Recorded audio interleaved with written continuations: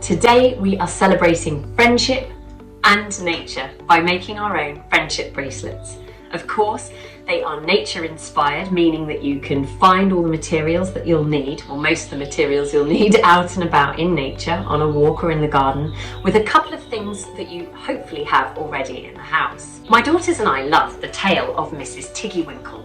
And there's a bit in the story where Lucy notices all the spikes coming through Mrs. Tiggy-winkle's hat and clothes, and she calls them hairpins the wrong way round.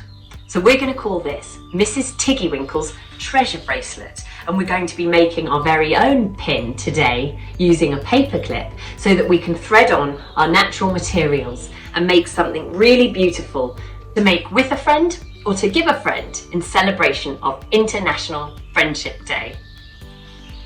So let's get started.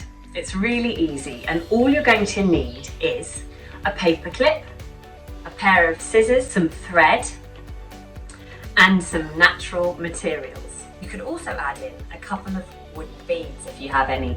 They might just hold things in a little bit easier, but it's not essential, so don't worry if you don't have them. So to get started, we're going to take our paper clip and we're going to stretch the paper clip out, not all the way, but we're going to stretch out most of it. It will have a little couple of kinks in it, but that's absolutely fine.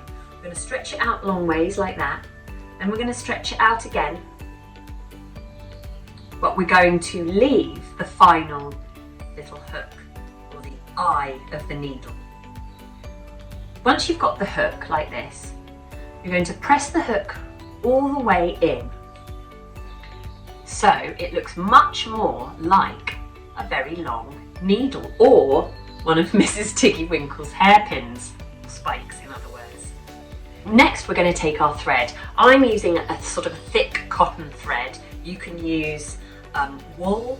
I wouldn't use twine because it's too thick, but something that's going to be strong, like a string, and it's going to feel nice and smooth because this is going to be tied round the wrist. Then you're going to take your homemade needle and thread your string through the eye of the needle, like this, like you would a needle and thread, and we're actually going to tie it. Now, the reason we're going to tie it is it makes it much easier for kids to play with it, take it on a walk, and you don't have to keep re-threading it loads of times. But I'm going to cut mine to 30. About 30 centimetres. If it's too long, it'll get all tangled up. So we are now there. We've got our needle, our homemade needle, and our thread. And I have pre-selected a few things here that will thread really, really nicely. The sort of things that will thread easily will be waxy leaves, so leaves that are not too delicate. These were already on the ground, which is perfect. A tulip that had dropped its leaves, so these are nice and hardy as well. These are going to act like little beads as well, and I already tested them and they thread through perfectly. We then went through a big jar of things we have collected from holidays at the seaside and walks, and I found a shell with the perfect size hole in it. So I'm going to use this little shell as well. So let's give it a go. I'm going to use a wooden bead threaded onto the bottom of mine, and that will just catch some of the leaves so they don't slip right off the end. I've left a little bit of thread on the end, and that's going to be what we tie ours onto eventually. And I'll show you a few ways of threading. So if we get our waxy yellow leaf and we get our homemade needle, you can find a bit off centre of the vein of the leaf. Don't go too close to the edge because it might tear. And gently pull it through. My daughters and I collected these already, but you can, of course, take these out with you on a walk and do it on the go. So you can take your homemade needles out with you.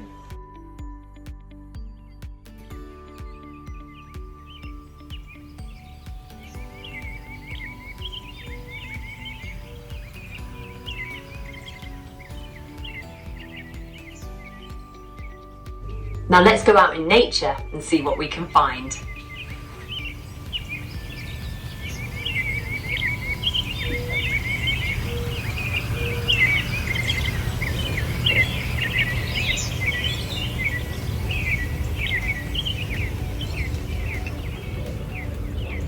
So you can take your Miss Tiggy-winkle's treasure bracelet out on a walk with you. It is wonderful to start looking for things on the floor and trial and error really, because some things won't thread through the needle and some things of course will. So it's good to get lots and lots of bits, hardy leaves and petals. And also we discovered with snail shells, if you poke your paperclip through an empty discarded snail shell, you're able to break a hole in really, really easily. So we added a lovely snail shells to ours using our paperclip needle, and it didn't break the shell, so it went right through. We used a little twig at the end, and it made it much easier to weight down the bracelet so my girls could start threading things on. When they didn't want to use big petals, we actually brought some bits back, and you can cut the petal up into squares or the leaf. Now, by doing this, you actually create almost like little squares, and they are really, really easy to thread on like that. So I've got a little square of tulip petal there, and I'll show you, it's much easier actually for really little hands to thread them on when they're a little bit smaller. These nature-based crafts and activities are such a beautiful way to be present and mindful and in creative flow. And of course, at the end of this craft, you get a beautiful friendship bracelet which you've made with a love of friendship and of nature.